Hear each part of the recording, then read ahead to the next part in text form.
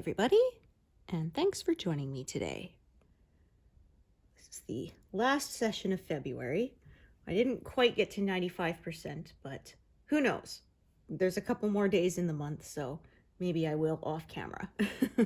But either way, I managed to make more than my 4,000 stitch goal for this month. I lowered it this month because, of course, the Olympics were on. And back to stitching more regularly now. Today, I think I'm working on a leaf and some more flowers. I'm kind of looking at it right now that there's a leaf here and some flowers. I might kind of follow the shape. I'm not really sure what I'm going to do yet before I move the whole thing over again. I'll, as usual, decide as I go. But it's kind of curving out this way a bit. So I may follow that curve a little bit further and then kind of pull in over to the bottom left-hand side. We'll see as I go. I make a loose plan, but I often change it as I go. Just a basic idea. And then, oh, it was so darn cold today. My gosh. And of course, my car was almost out of gas, so I had to pump gas in the freezing cold.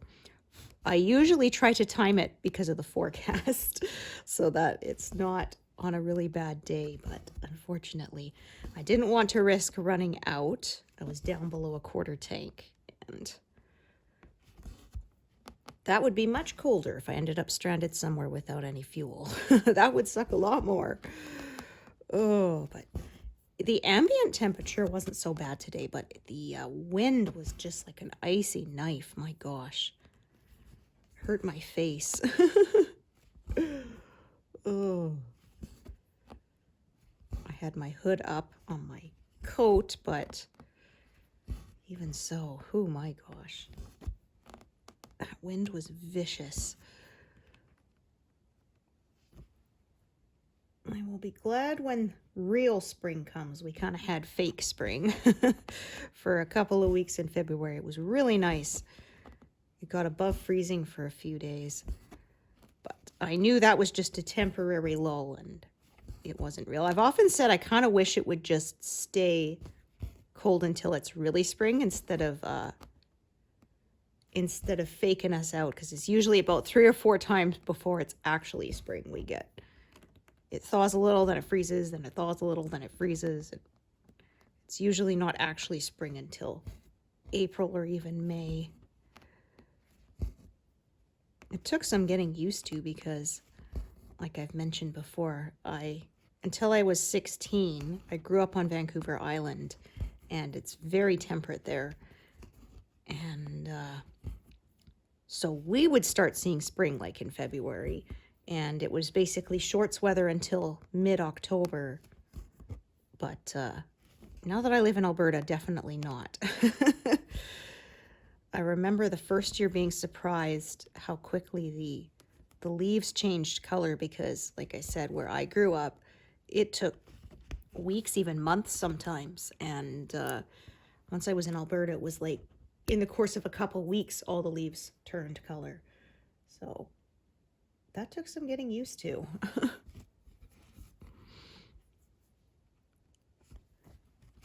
Sometimes they were still hanging on the trees in mid-December. It was wild. Well, we also didn't have the wind like we do here. Yeah, it's actually cold enough right now that the drain holes along the street are steaming because the water's, anything that's melted has gone down there and it's a little bit warmer. And so you'll see steam rising at regular intervals down the street, and it's coming out of the grates.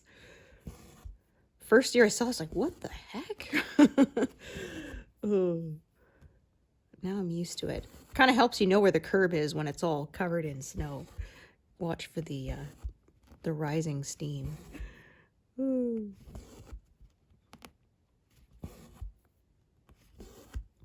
But I said I was complaining that we got 8 inches of snow, but I do know we need it. The more snow we get, the less dry our forests are, and so it's better for wildfire season. We had, I think it was 2022 or 23 that summer. Couldn't go outside most of the summer because the smoke was so bad. The sky was orange a lot of days, and it was really awful. Instead of checking the weather, I was often checking the air quality index to see how bad it would be. You would go outside and everything would smell like a campfire because of the smoke. It was so bad.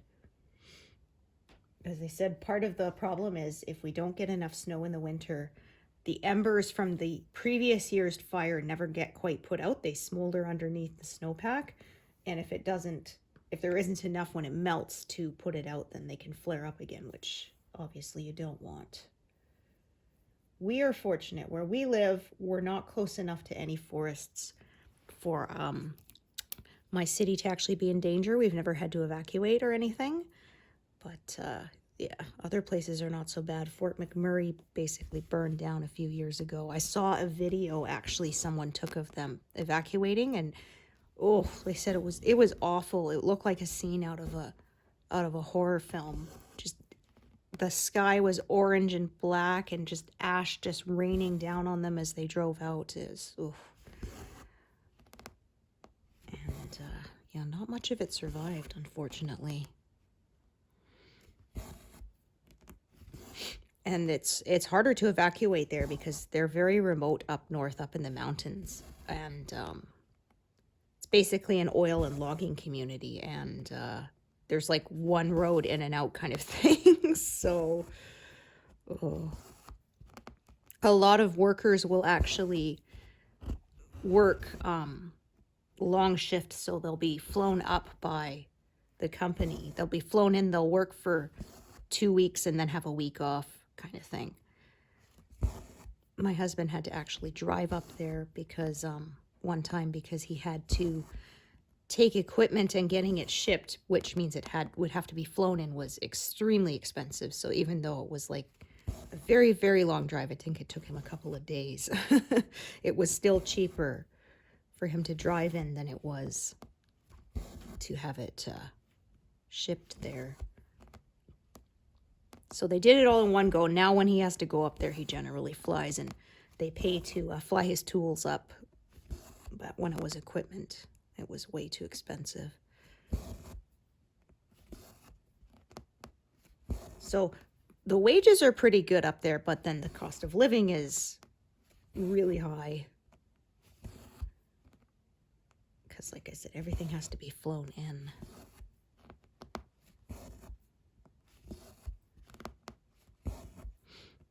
He did go once with his previous job. He worked a shift, and you basically make in 2 weeks what you make in a month. So it's kind of nice if you don't actually have to live there, and then they house you and everything. So yeah, you're not allowed to work, I think, more than 2 weeks at a time or something like that, because it's very long shifts, intense work, and it can be quite dangerous with the equipment. So for safety reasons, they are limited to how much time they can work. So as I said, yeah, this looks like a leaf here. And then there's more purple coming in here, so I think it's more flowers there. And this is the very bottom of the piece here. It is coming along. Yeah, like I said, this is line 270. 275 is halfway across, so pretty much halfway. Of course, I don't work in straight lines, so it's I have to do the math, which I haven't done ahead of time, so I'm not going to do it on camera and bore y'all. But since I know I'm around that 275 stitches line, I know I'm just about halfway. Okay, come on. It's not here. There we go. That's better. It's able to pull it free. Oh, I was trying to use the eye of the needle there. And this spot is quite full because that's the last stitch to go down through it, the last leg of the stitch. So I'll hard to push the eye through there.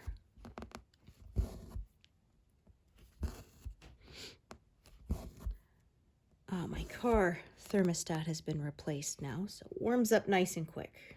We went and had fluids changed and everything, all that kind of maintenance, because we were pretty much due for it anyway, so we got it all done at once. My husband changed the filters, and he thought there was only one intake filter, and it turned out there's two. When he bought it, it came in a 2-pack. He's like, why is there two? And then when he looked, he's like, oh, there actually are two filters, not just one. And so one of them didn't look like it had been changed since the car had been built, so it definitely needed it. Oh my goodness. It's a 2009 Honda Element, but it's low mileage. It's around 125,000 kilometers, which I'm not sure is in miles, but it's not a lot.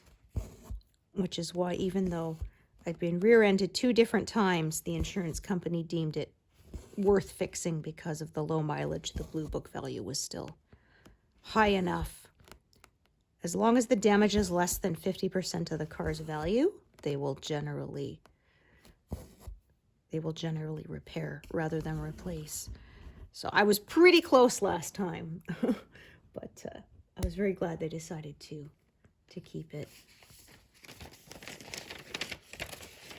I'm kind of emotionally attached to it. So I don't really get emotionally attached to houses because we moved so much when I was a kid, but cars I kind of do because those went with us. Because my family was not one for changing cars out very often, so we might go through 3 or 4 places we lived in, but the same car. Yeah, my parents are like me, kind of. We buy a good used car and then we drive it until the wheels fall off. Almost literally, we had an old Toyota. I think it was like a 78 or something, which my parents bought in the early 80s when I was little. And I think we had that until I was about 15 or something. And by the end, the engine actually still ran pretty good, but the body was so rusted. I remember once we were at the gas station and I was going in to use the gas station bathroom while we were getting fuel, and the car behind us was like right up against our bumper, only a couple inches, so squeezing through would have been a pain. So I went to step on the bumper to just step across because, I weighed 40 pounds at the time, kind of thing. I put my foot on it, and I started to put my weight on it, and this whole like shower of rust came down, and I'm just like, yeah, if I put my weight on that, the whole bumper might come off, so I better not do that. So I went the long way around. Oh. But I think part of it was we switched it to propane because it's easier on the engine is what I've heard. And so it drove forever. And we finally, when we did get rid of it, my dad still managed to sell it to the wrecker for $500. So I remember that it was an old one. So of course, like I said, late 70s, no such thing as power windows, power steering, air conditioning. We didn't have that. And so for the first month after we replaced that car with something else, it was my mom's car, she kept making us motion sick because she kept forgetting that it had power steering. And so she, of course, was steering like she would without power steering, which was way more than it, and then would have to correct it back. Oh, right. Because, yeah, instead of turning the wheel like sort of a half turn to get around the corner, you had to turn it around like 3 or 4 times to get around the corner. But, yeah, we finally got rid of it because it was starting to have some, like I said, the engine ran pretty good, but we had problems where, like, the signal lights would go out. My mom would have to open the window and, like, manually signal, and, yeah, not fun. I remember too, there was our back seat, there was a crayon melted, a half crayon melted on the middle because we dropped one on the seat and didn't find it, and the sun came and melted it. So it was like this little puddle of wax with this like little inch-long bit of the crayon sticking out. My dad was so mad. Not mad enough to actually fix it, but oh dear.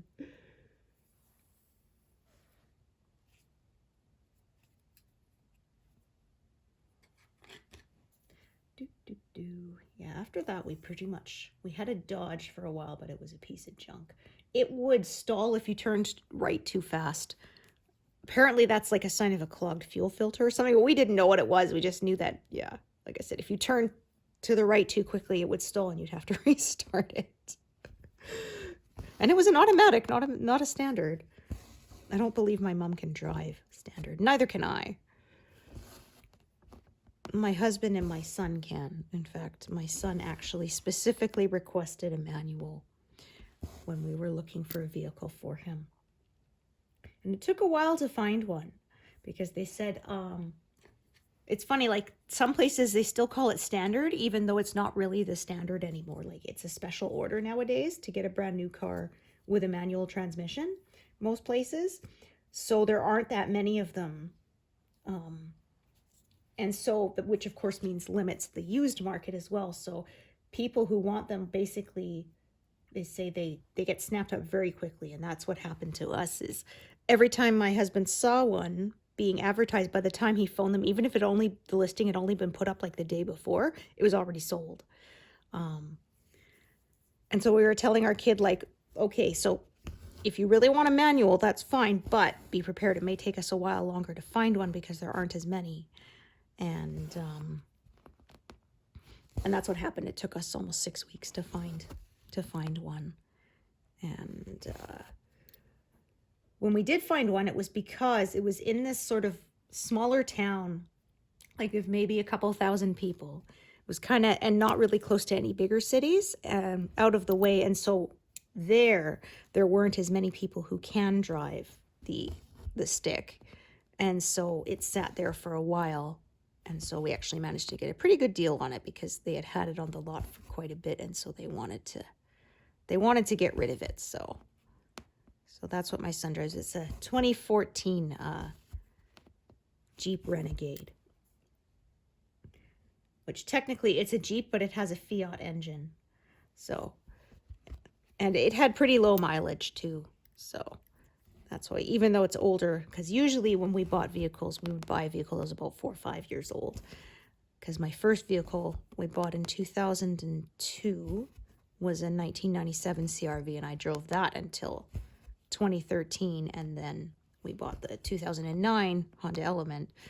So usually we buy them a little newer, but that was what we found. But the mileage was really low. My husband test drove it, said it ran really well, so sort of said as long as it's well maintained, it should serve him well. So for the first month he had it, he couldn't drive it because he had learned some, but he wasn't in practice with enough to feel confident driving by himself without a co-pilot kind of thing. So they went out sort of every weekend and several nights in the week, and he practiced and practiced. And then my husband just said, look, you're just going to have to do it. You can do it. You just got to believe in yourself. I know that you can do this. I've seen you do it. You don't need me here anymore. And yeah, and then he drove it to school because he was still in grade 12 at the time, and hasn't looked back since. He's had a couple of stalls, but nothing major. And yeah, people asked him, like, why did you want a manual? He said, well, now I can drive anything, which is true. He could drive classic cars if he wants because he knows how to drive them. So, because the workplace has a GTO, so they let him try it, and he didn't have any trouble with it because my husband can drive it, and there's one other guy who could drive it, but he gets nervous driving it because it's a very powerful car. It's a muscle car, and but our son, they took him out to an empty parking lot. Our son drove it, and he didn't have any trouble with it, so he quite enjoyed it. They actually were going to get rid of it, but because no one could drive it, then they hired my husband, and he can. He's like, no, yeah, I can drive it. It's fine. Let's keep it, because of course it's got like their decals and stuff, so it's a really good like advertising kind of thing, right? And so whenever we have the yearly parade in town in the summer, they enter that one. Everyone loves seeing it. My husband got to drive it once, and he drove home to pick me up from home so we could go out for lunch. And I took a picture of it. I said, you know, your work may be cool, but is it I get to drive a GTO cool? And my uncle's like, well, I get to drive a food truck. I'm like, okay, yeah, food is good.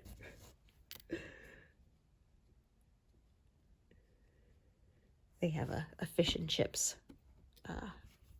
truck, so my husband loves to go to the car shows, so we often see my uncle and aunt there, because obviously that's a good place for them to set up. They usually have, there'll be half a dozen or so food trucks, so I'll often go there because I love fish and chips. It's something you don't get here as often because, like I said, Vancouver Island, obviously seafood was the predominant menu item.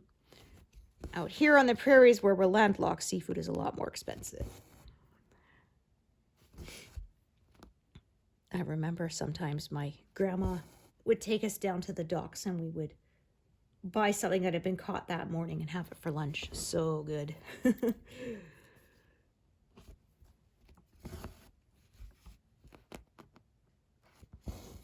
So a lot of times if you order some seafood here, you're going to get something freezer burned and not very nice. So I often save it for when we go to BC to visit families, when I will order seafood because I know it'll be good. The guys are away this week, so neither of them, well, my son likes salmon, but neither of them really like other seafood that much. So that's what I'm cooking for myself. I'm going to have some shrimp one day and salmon another.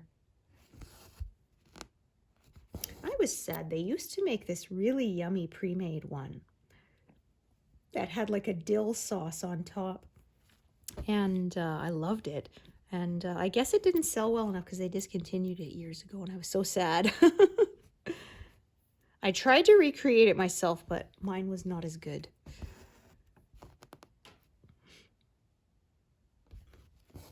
They actually had pre-seasoned ones at the store today. They didn't have any, well, they had plain ones because usually what I do is I add my own seasonings and a little bit of cooking sherry and then broil it. And it's really yummy.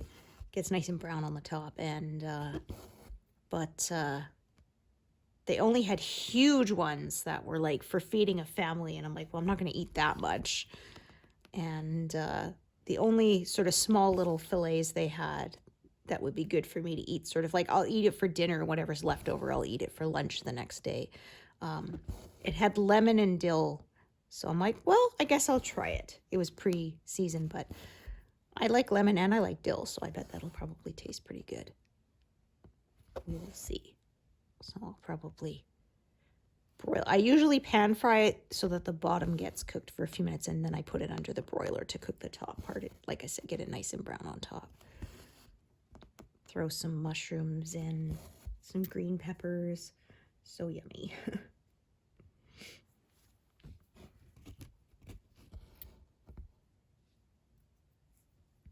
All right, so this piece of thread is not very long.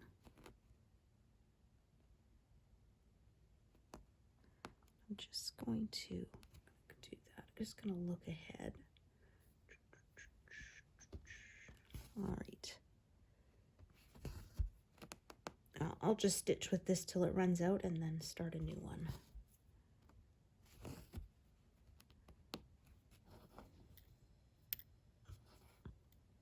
That one's kind of twisty. There. Kind of smooth it out. Because the more twisted they get, the more they like to tie themselves in knots, which I don't want.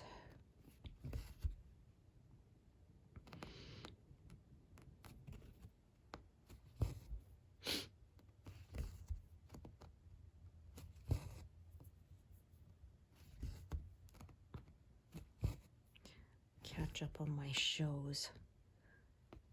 I still haven't caught up from my backlog from Christmas. I finished all of December's recordings. Now I'm working my way through January's. I get 90 days to watch something after I record it, so. But I still have, I'm up to January about 20th's recordings. I'm still working my way through those. because in December I basically watch only Christmas movies, so yeah, got a lot to catch up on. Let's see if this color is out. Yes, it is. All right. Yeah, I kind of liked my old PVR machine.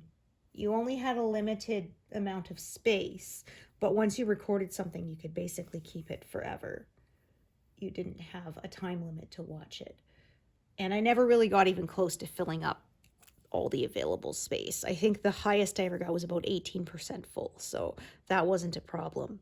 But yeah, they forced us to upgrade to a new system, and this one does it with a cloud. So the one nice thing means I can watch it on multiple devices. So sometimes I'll stream it on my phone or my tablet or something. But like I said, the drawback is they only let you keep something for 90 days and then it automatically deletes. So I only get a limited time to watch it, which I kind of don't like.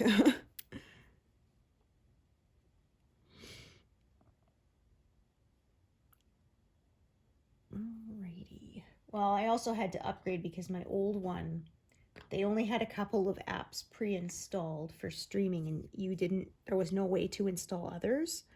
So they had Netflix on there, which at the time I didn't have Netflix yet. So they had like Netflix, YouTube, and Prime, and I think that was it. And yeah, there was others I wanted to be able to. Tubi is a free one. Pluto is another one I've used. What was another one? There was a Fossum, I think it's called.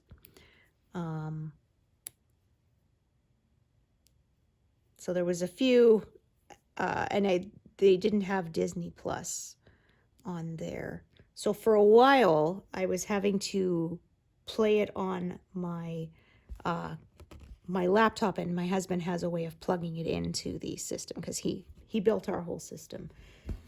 Because yeah, he's an engineer, so he does that kind of thing for fun. But that meant you had to actually get up and use the mouse and stuff when you needed to fast forward or whatever instead of being able to use the remote. We're so spoiled, right? Because I'm old enough, I remember when we got our first TV remote. Instead of having to turn the dials. Literal dials, they say, don't touch that dial. It's like, do they still say that when we don't even have dials anymore? Somebody said they told their kid to hang up the phone, and the kid said, hang it up where? It's like, And somebody said, well, how was you supposed to? I'm like, I guess you could say end the call, but if you're a certain age, you're going to say hang up the phone. I said, if you're trying to mime like call me or something to someone, sign it. People still use the old style instead of just like a brick holding it to your ear kind of thing. Maybe the younger people do, but I don't know.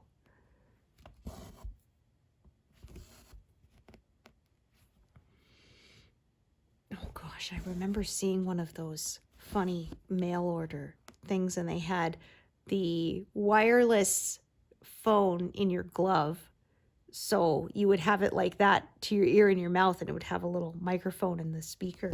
And I said, could you imagine? That's one way you could get a seat on the subway all by yourself, because people be looking at you talking into your glove like, okay, this person's weird.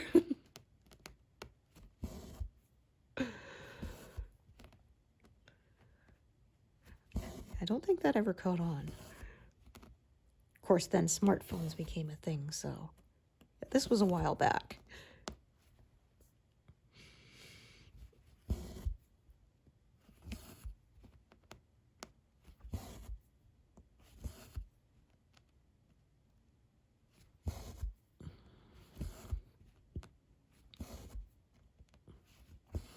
Yeah, I'm sad because I'm assuming Starfleet Academy is not going to be that many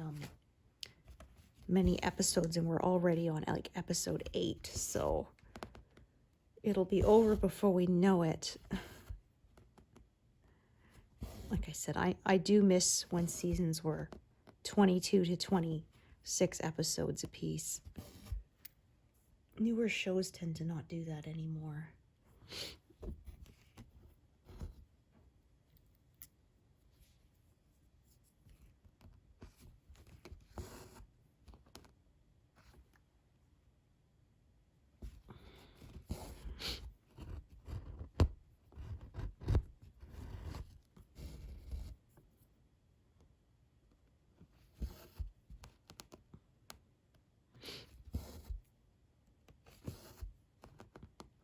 We're going to pass 100 soon.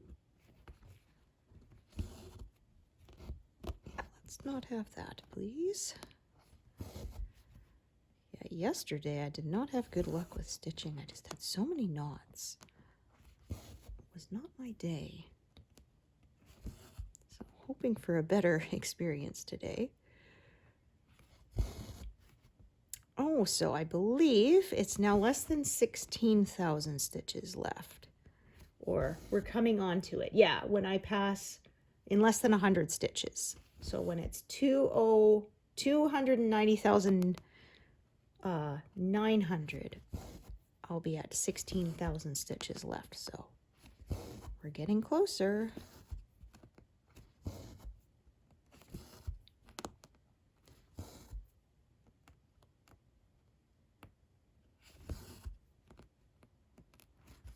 So that is why I've been estimating mid-May, because if I've been managing about 6,000 a month, then right, for 6,000, then 12,000, and then yeah, so 4,000 left. So that seems like a pretty good estimate. And if I get sooner than that, then bonus.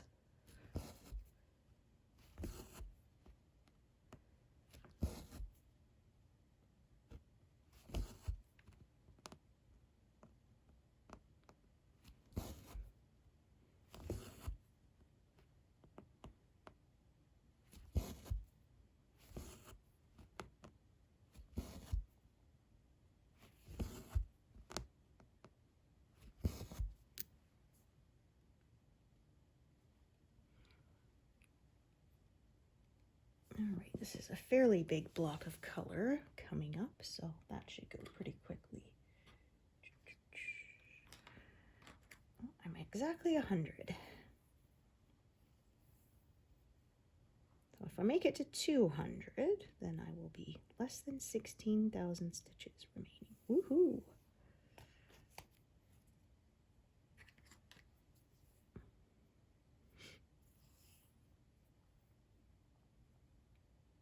I think I'm about 700 stitches or so from making it to 95% total.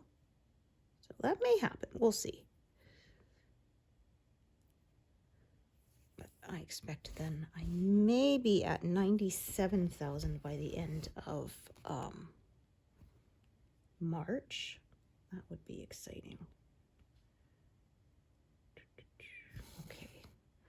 Yeah, actually, I'm going to do something a little different from what I was going to do now that I've looked at it. I came up with a new plan. I have a cunning plan.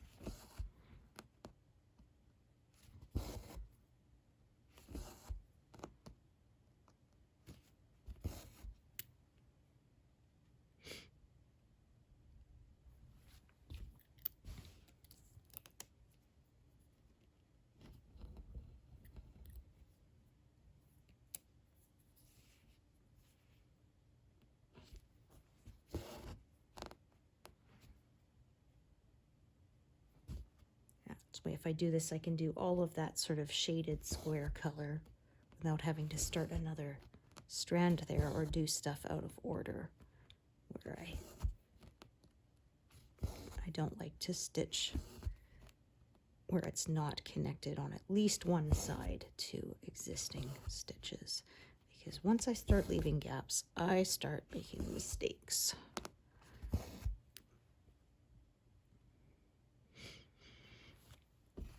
And I often don't find them until I've stitched around it quite a bit, and then undoing it is even harder if you've stitched through those threads. It really anchors them down, and it can make ripping it out really, really tough. And don't want to do that. So I did that, filled those in so that I can do these 2 stitches and not leave them for later.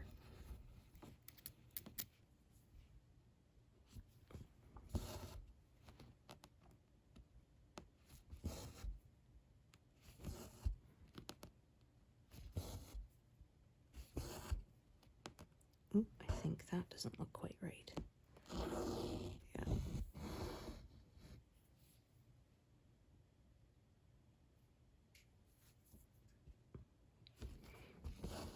That's better.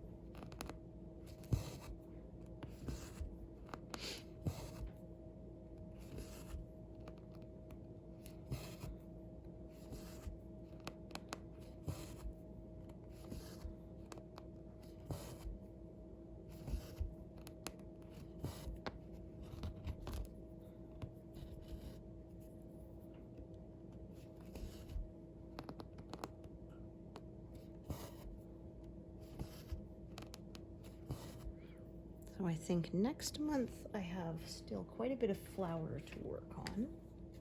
Yeah, actually it's more leaves than flowers. Although there is some of the purple at the bottom, yeah. So I may even reach the very end of the peacock's tail next month. We will see. Maybe not, but I will be working on leaves a lot next month, I can tell.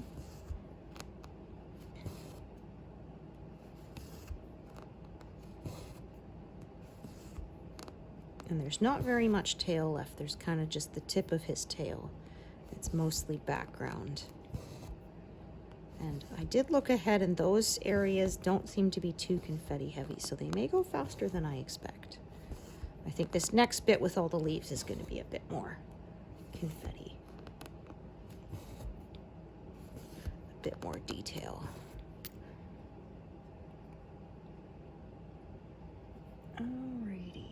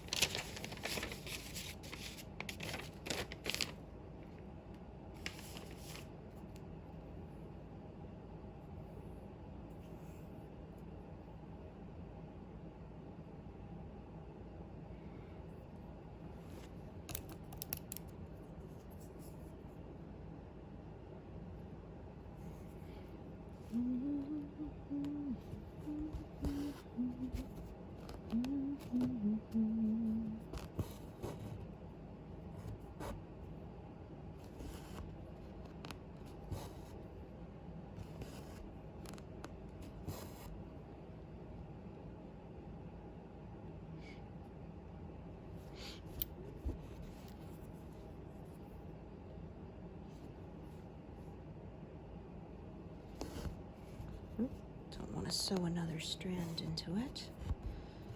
Or a knot. Yeah, that's better.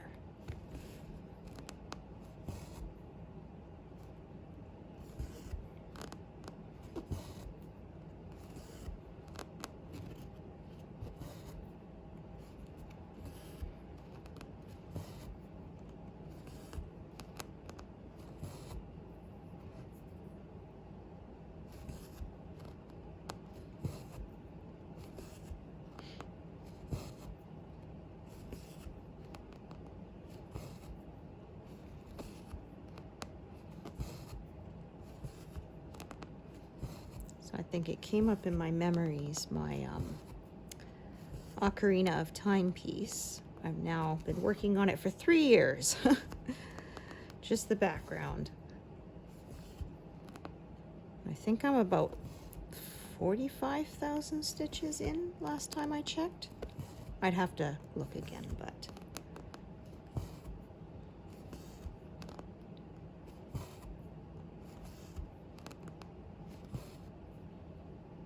it's coming along slowly.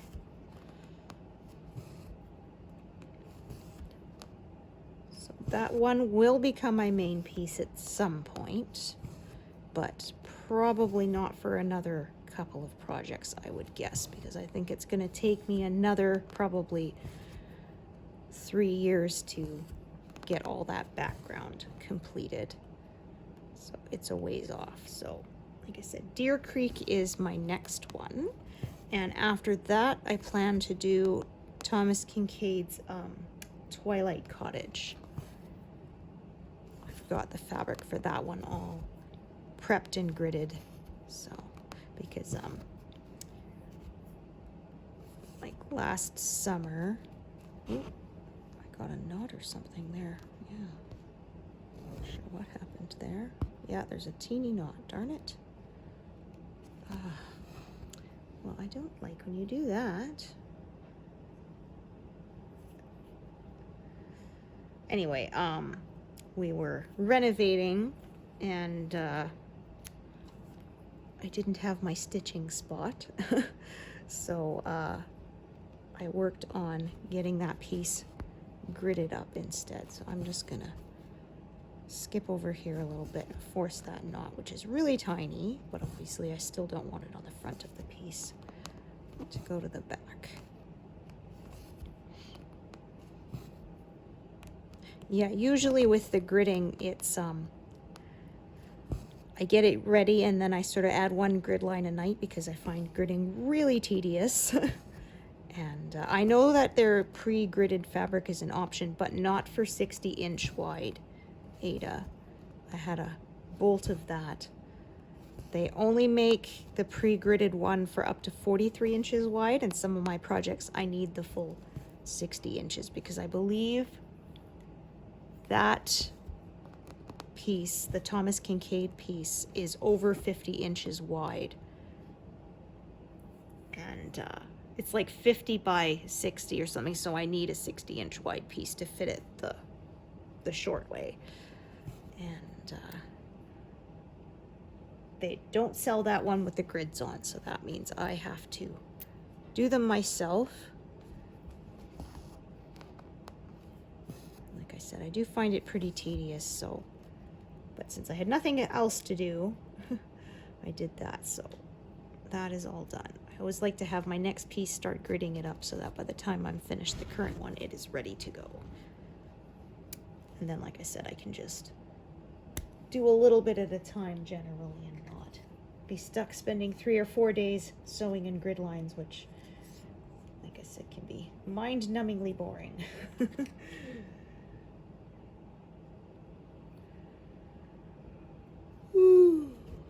Okay, 45 more stitches. I will have exactly 16,000 left.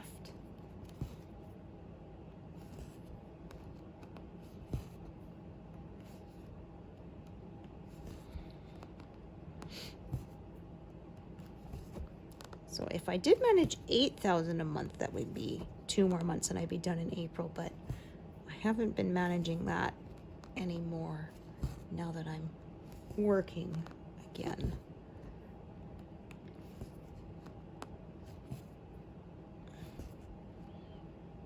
According to my Stitch Pal, I do an average of about 240 stitches per active day that I'm stitching. It has an ability to tell you over how many days entirely, or you can also check on just the days you actually stitched. It'll give you the average for that one. So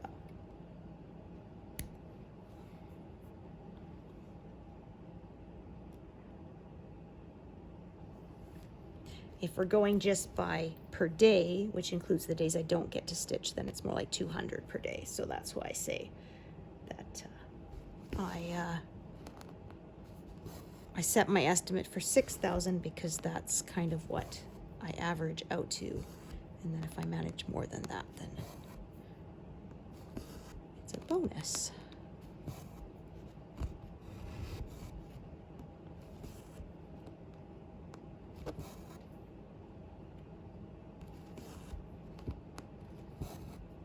Yeah, more purple here.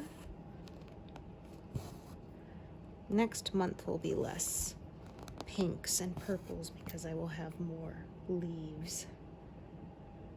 Okie doke. Oops. Another. Yeah, we'll see if I will get any zeros next month, probably.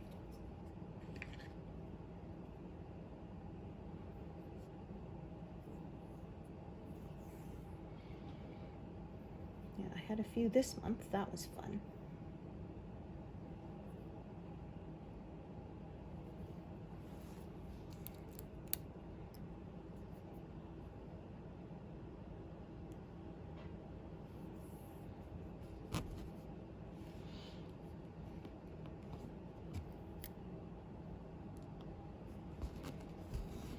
I did quite a lot of knitting last month. I finished knitting all the squares for one blanket, and I'm about halfway done sewing them together. That part again is I don't enjoy so much. And dealing with all those bajillion little ends.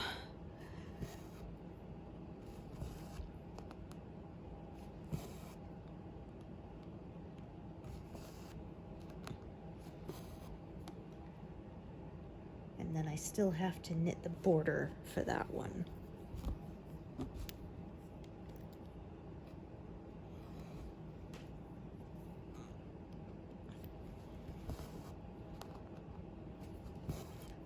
Probably won't finish it until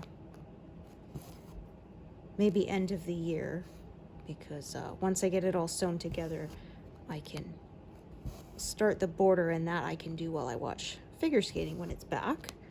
So we will see.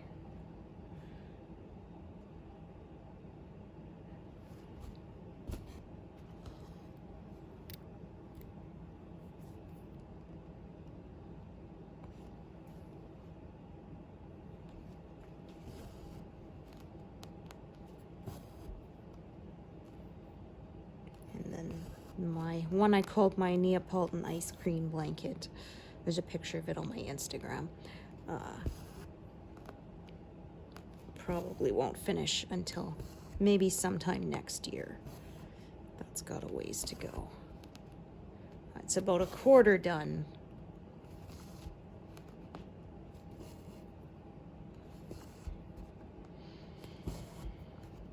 Ooh, yeah, that did not feel right, and there was a reason for it. It was a knot.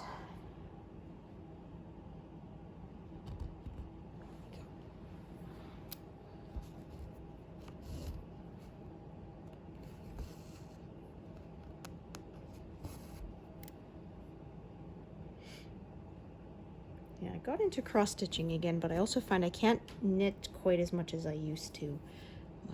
My hands start to hurt, so.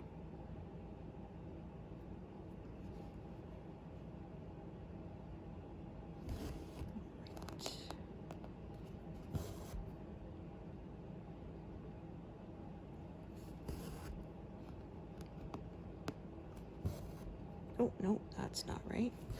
Yeah, should be there. Okay, this one I'm gonna cross and come back down because I want my thread to be at the bottom. So whether I cross as I go and whether I do the bottom legs and then cross them all depends on where I want my thread to be. I tend to not cross as I go because that's just the way I learned. Some people prefer to cross each X as they go. either way works. It's a personal preference.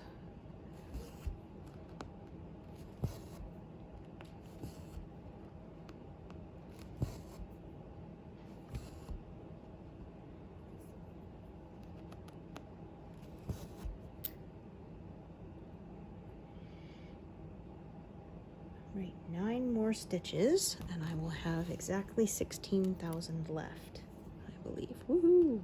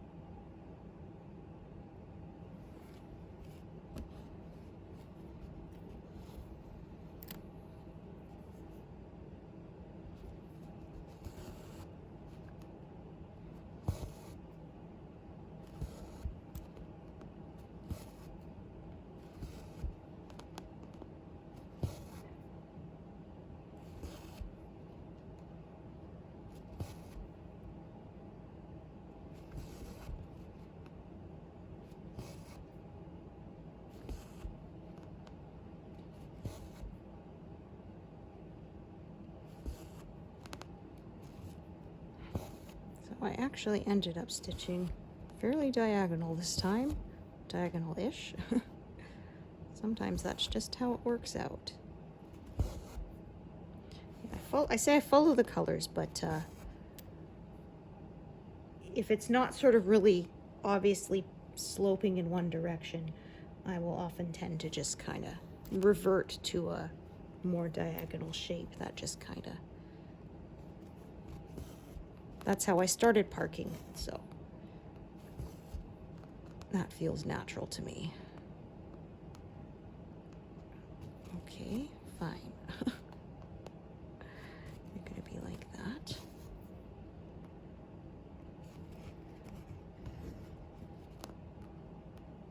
Okay, so I did that one, and then I'm gonna do these. And this time I will cross as I go because I want it to end up at the top again.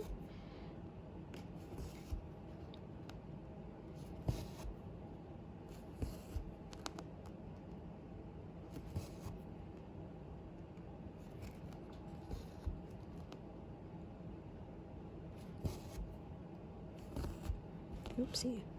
Try that again.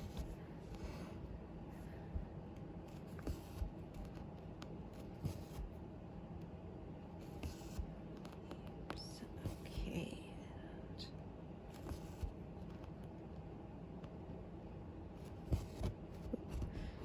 Knots again. Yeah.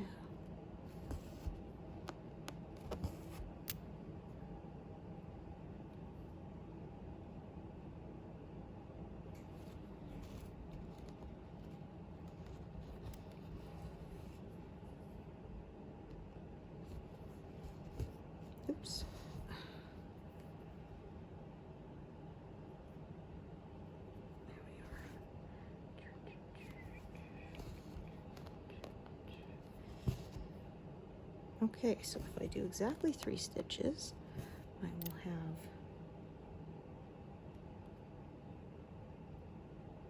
16,000 left. Woohoo!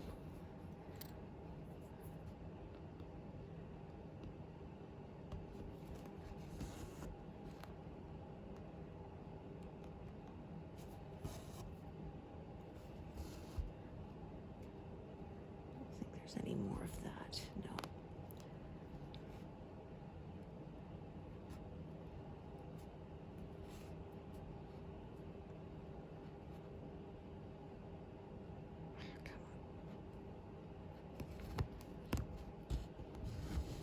Come on. There we go.